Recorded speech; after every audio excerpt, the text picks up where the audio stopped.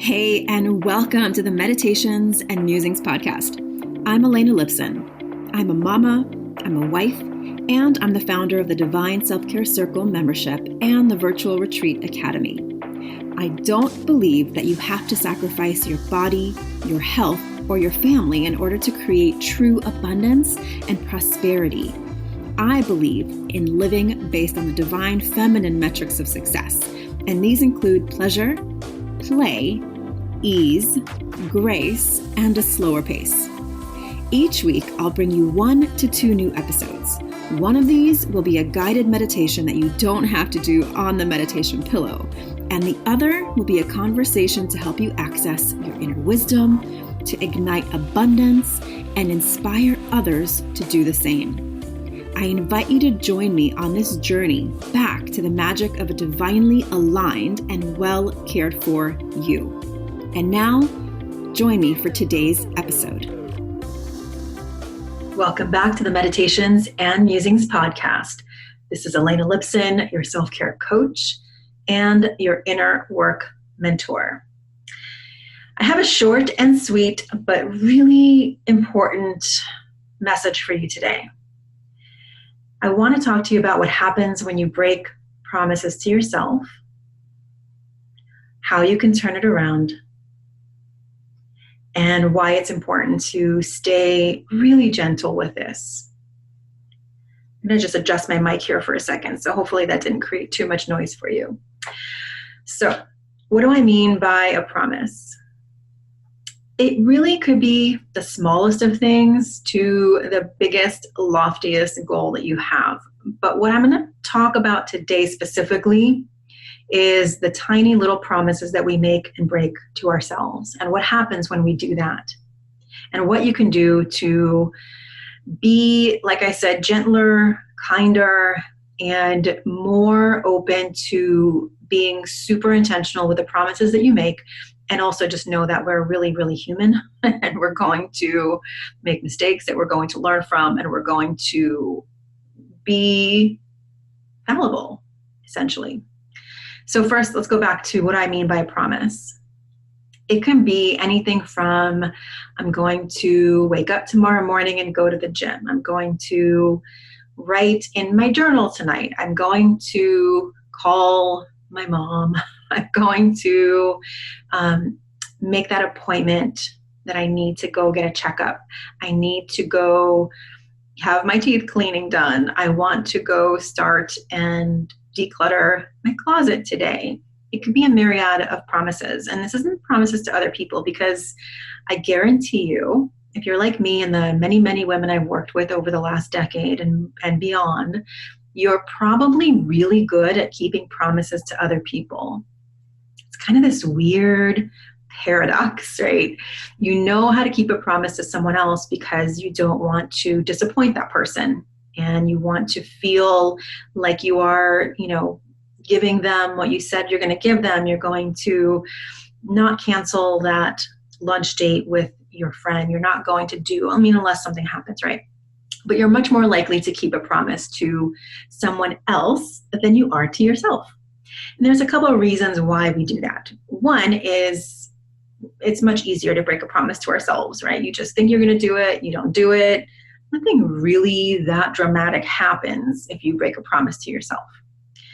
Nothing dramatic in the moment, but it's a slippery slope. It's like a little bit of a snowball effect, if you need a visual. In the beginning, the snowball is not that big. It's probably tiny. One little broken promise here, one little broken promise there. And then all of a sudden, a week later, a month later, a year later, 5 years later, you all of a sudden have the weight of a massive snowball that you're trying to push back up the mountain. And now doing that thing feels much heavier. It feels like you've disappointed yourself so much that you don't even believe yourself when you make a promise anymore. And so the next logical step is just to stop having goals and promises and things you want to do, because you don't even believe that you can do it. So it's actually a self-fulfilling prophecy, which means that you make the promise, you break the promise, then you say, see, I broke the promise, so I might as well not make a promise. It's like this self-fulfilling prophecy. because you're predicting what you're going to do based on past behavior. So this is where I want to ask you to just stop. Stop. Big red stop sign in your mind, because I want to invite you to believe the truth, which is your present and your future is not predicted by your past. Yes, you might have broken promises to yourself in the past, and you'll probably break a few in the future, but you do not have to let that snowball continue. In fact, you can just melt it, just like that, poof, melt it. Put a blow dryer on it, put a big sun in the sky, it's gone, okay? The reason why I want you to melt that sucker is because living in the past, based on what you've done or have not done in the past, is not going to get you anywhere that you want to go. And we all make mistakes. We all break promises to ourselves. It's a very human thing to do because our mind is sort of kind of working against us. And here's why.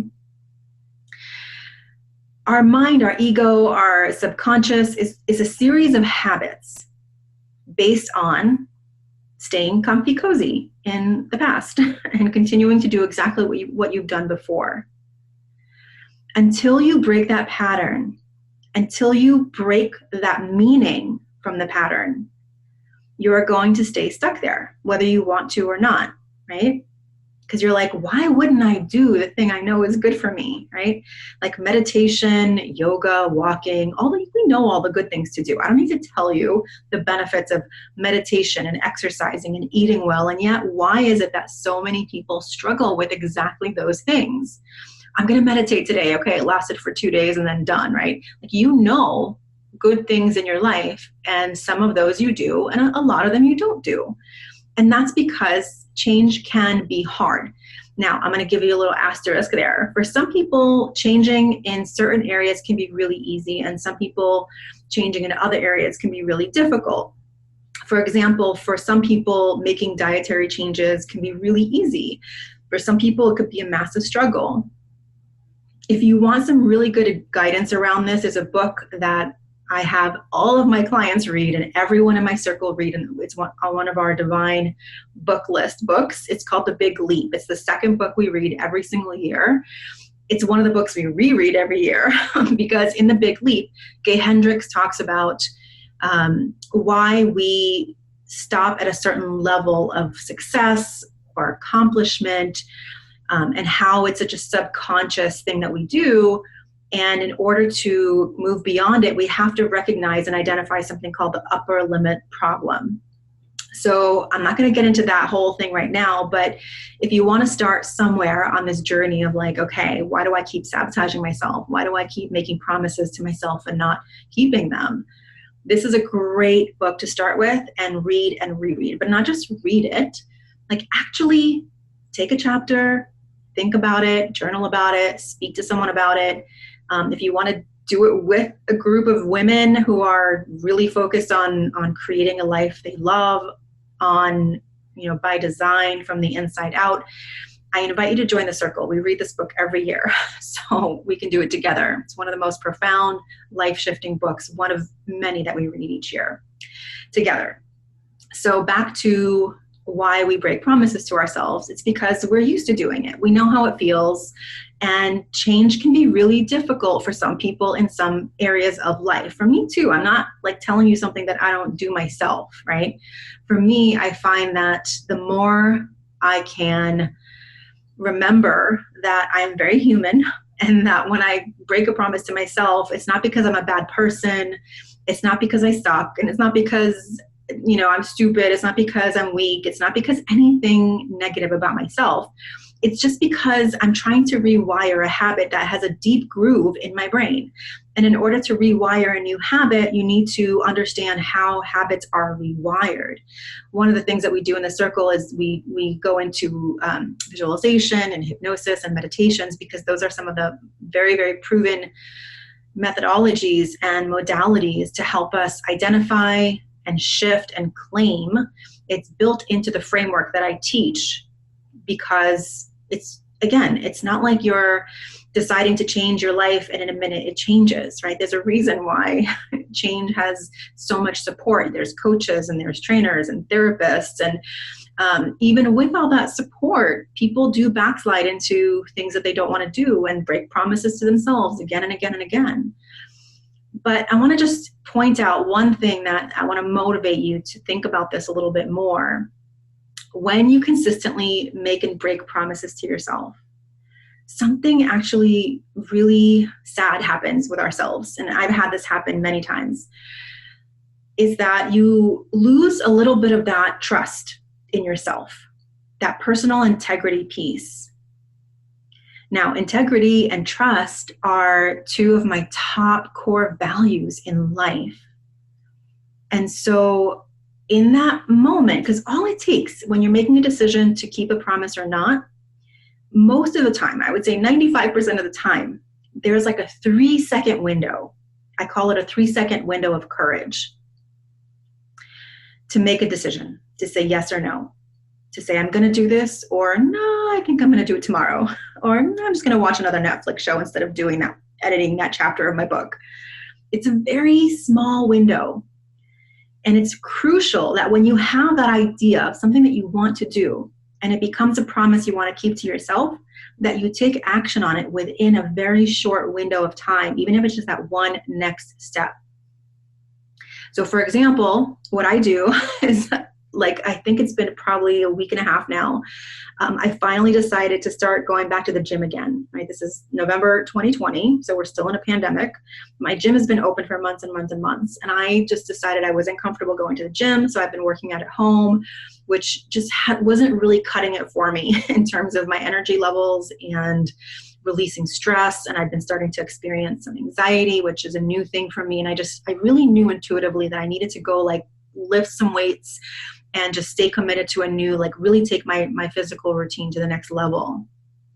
And so I decided to stop making excuses, put on the mask, and just go to the gym early in the morning when there's not a lot of people there. And one day I just did it. I woke up, the alarm rang, and I was like, I'm going. And what I realized was, and I knew this, and I've done this before, and I used to wake up at 5:45 in the morning when I was younger to go to the gym every morning. So I know I've got the capacity to make those difficult choices in the moment. So I knew I could do it because I've done it before, but I've also let myself sleep in for a long time now because that's what my nervous system needed. And now I just felt like I needed something different. So what I do now is when the alarm rings in the morning, I can see the window opening of just that little 3 to 5 seconds of courage. And I just go 5, 4, 3, 2, 1, level up, right? You know that song. It's like a meme that's all over the place. And it just pops me out of bed because I have committed to leveling up my physical health and wellness, because the anxiety that I was experiencing, which came in the form of heartburn and just physical pressure in my chest, I did not like it. And I knew that my body was calling me to do something different. So over the last, I think, week and a half that I've been going to the gym, that symptom only came up maybe once or twice in the whole week and a half. So I know that I'm heading in the right direction. And every day that I chose to do this, 5, 4, 3, 2, 1, level up, right? Every day that I chose to do this validates and strengthens that groove in my brain of this new habit. And so I do everything. Here's something you're going to do. This is kind of where we're going to move into a little bit of a solution area or maybe some ideas that can help you. One of the things that I do to help me do this particular one habit is I set myself up for success the night before. And this is what I talk about when I teach my magic morning habit. If you want to wake up and have a magic morning habit, the trick is to set yourself up the night before. Make sure you have a journal nearby. Make sure you have a timer for meditation if that's what you want to do, and a blanket and pillows if you want to meditate, in a certain way. That you have a pen, more than one pen, because I run out of pens all the time. So I need to have extra pens. So in the case of working out, for me, I make sure that I have my workout clothes ready in my bathroom. And I love to make myself a cup of hot coffee on the way to the gym. And I don't drink it all on the way to the gym, but I have a quarter of it. And it feels so warm and soothing, especially now that we're into 30-degree weather in the morning when I'm on the way to the gym. So I lay out my clothes the night before, I get my coffee stuff set up to make quickly, and I give myself about 20 minutes between wake up and leaving the house. But I have everything ready. I look forward to my podcast that I'm going to listen to. I have my coffee that's hot and ready for me, just in a few minutes to make it. And I have my clothes ready, and I set myself up for success, because if I had to search for workout clothes, if I had to figure out where all my coffee stuff was in the morning, and it would just take me that much longer, and I wouldn't get to the gym in time during a time frame that I want to be there when not a lot of people are there. So, and the way I feel over the last week and a half has rippled out into way more than just my physical health, which is a lot. It has rippled out into my mental wellness. And this is something we're going to talk a lot more about over the next, several episodes and beyond. We don't talk enough about it, mental wellness and mental grounding in good routines in your life to make sure that you are well and supported and not feeling like you have to do everything alone. So because I've made and kept this promise to myself, I have felt more present and excited about my work. I can see things now I haven't seen before. I wake up with ideas. I'm constantly having to write down notes. Inspiration is flowing. Opportunities have arrived. I've been invited to these 2 incredible interviews that I was like, oh my gosh, and literally one of them had the name Magic in it. So I can see doors opening and windows opening for me that are here because I've shifted into a new energy. And a lot of that is because I've made and kept a promise to myself. And I feel overall much more resonant in my work, much more present. I've been laughing a lot with my son and my husband more. I've been cooking meals because I was feeling, when you're under anxiety, you just kind of feel bad. You want to cocoon. And I just want to say there is a time for that, right? You don't want to push yourself into doing something that you don't want to do because you're not ready to do it. There's a difference. You have to really be able to discern, am I just kind of holding myself back here because I'm scared of the next level, or because I've just gotten into this routine of making and breaking promises to myself? Or is what I want in life more important than the excuses that I'm making about it, right? So I've spent more time with friends over the last week and a half. I've been excited to plan things. I'm in a new mental space. My capacity to plan and create and be inspired has shifted because of this one promise that I've made to myself that I know has ripple effects in everywhere else. So I'm not saying that you have to go wake up early and go to the gym. What I am saying is just start noticing where your inner guidance system, your intuition, has been pointing you over the last few days or week or month or year, because you already know what direction, what shift, what change, what pivot you are seeking and what your soul is seeking. So how do you tap in? First of all, the way you tap into that inner knowing of what promise to make to yourself and keep is by shutting out external noise. Turn off the news, stop scrolling social media, and just make some time to be with yourself in nature, listening to music you love, clearing some spaces in your home, just laying down and being okay with taking a nap. Naps are magical. I can't tell you how many naps I took when I was experiencing that physical anxiety, because it just felt so bad in my body that I just needed to lay down on the floor and do all my self-care tools. But even those weren't quite getting me to where I needed to go. I just knew I needed to sweat. I needed to lift some weights. I knew it. I felt it. I heard it in my body.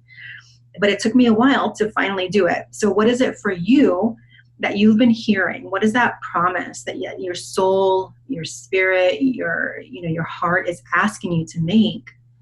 And don't just make a promise because you see somebody else doing it. Really tune into what you need. Tune into what your mind, body, and soul are needing right now. And it could just be one little simple shift, change, or something you've been meaning to do for a long time and are finally ready to decide to do it. It could be as simple as going to schedule a physical checkup in some way that you've been avoiding, or having a difficult conversation with somebody in your life that you love. It could be starting that first chapter of the book that you've been wanting to write for a while. It could be anything. It could be starting to go for a walk in nature every day for 5 minutes or 10 minutes. It could be, hiring a coach or a support system or an assistant in your business. It could be anything that you've been meaning to do, but haven't quite seen the motivation to do it. So one of the best ways to do it, to figure this out, is, for me, and what I found really helps, is to just grab a pen and paper or a journal and just to start writing. Set a timer for a few minutes and just at the top of the page, just write what I need most right now is. And set a timer, turn off any distractions, put on some music if you need to, light a candle to make it a little more sacred and divine, but do not stop writing. What I need most right now is, and then just write. I think if you let yourself really slow down and write, but don't stop writing. Even if you have to write, I don't know what to write, keep writing. Because what's going to happen is you're going to access that part of you that really wants to be heard. And if you really want to put yourself in the right energy, don't do it like right now if you're feeling frustrated. Before you sit down and write, what I love to do is either go for a walk in nature. I love to put on a dance song, like one of my favorite dance songs, and I just dance. Like, just, you have to move the energy, because if you're writing from a frustrated place, all that's going to come out are frustrating thoughts. So even if you're in a shitty mood right now, that's okay. Put on a music choice or preference that you love. Make sure it's something that you can move your body to. Dance for 1 or 2 minutes, like really shake it out, dance it out. Then sit down and write what I really want, what I want most right now is, and then write, because you've shifted your energy enough to get into possibility. Because once we're in a loop of negativity, it might be really difficult to pop out of it. Now, if you have trouble getting into your body and dancing, then you might need a few songs, right? Maybe you want to dance to something a little slower and move your body a little more gracefully. If you haven't done my Magic Morning practice yet, it's still free right now. In that Magic Morning practice or habit, I actually created 4 curated emotional song lists. So if you haven't grabbed it yet, go to the show notes or go to my Instagram account. In the bio, it's free. It's the 3-step Magic Morning habit. Click on it and you'll get an email with an instant download of my workbook, but you can actually just go to that first email that you get and reply. And in that email, there are 4 playlists. There's Activate, there's Stomp, there's Sensual, and there's Grace. And so whatever you're feeling, there's amazing songs on each list. That's what I use every morning when I dance. So yeah, start there. But I invite you to keep those promises to yourself, to stay gentle with yourself when you break them, because you will, because we're human, it's okay. And as always, if you want support on this journey, I would love to have you in the circle where I show up live once a week, and then we have 2 group calls a month. And it's almost our 7th year together, and there's a lot of women in there who've been there from the beginning. There's new women stepping in, so you won't be alone. And if you need more guidance, step on in. And if you're not ready to step on in, just keep listening to this podcast and get what you can. Replay this podcast if you need. But just know that I believe in you. I believe in your unique brilliance. I believe in your unique way of showing up in the world. And that's what I see. That's what my intention is, to activate that within you in a way that feels good to you. If you need to contact me, you can always do that on Instagram. Just send me a DM. If you received something from this podcast episode, go ahead and share it with a friend and work on it together. There's nothing more fun than doing personal work and development work in a playful spirit with a friend to hold each other accountable. That is it for today. I'm going to go nourish myself, taking my dog out for a walk, making myself some lunch, and then I'm going to go gather with a friend, socially distant, don't worry. And we're going to, I don't know, we'll see, talk, probably, if I know her well, and myself well. All right. Thank you for being here today. I appreciate you. I adore you. And I will see you on the next episode of the Meditations and Musings podcast. Take care of yourself. Thank you so much for listening and learning about the new divine self-care way of being in your life, business, and the bedroom based on the divine feminine metrics of success: pleasure, play, ease, grace, and a slower pace. If you're ready to bust the myth of overwhelm and tap into an inspired start to each day, I've put together a free video series for you to help you start each day with energy, inspiration, and ignite that inner pilot light which attracts joy, magic, and synchronicity. You can access my 3-step magic morning practice to help you ignite your inner light and attract the abundance that you're craving. Head on over to elenalipson.com/gift. And if you enjoyed this episode, I would so love if you share it with a friend, a sister, a mother, a daughter, and please leave a review. That is how the magic starts to ripple out. Here's wishing you a day full of beauty, magic, and divine self-care. I'll see you next time at the Meditations and Musings podcast.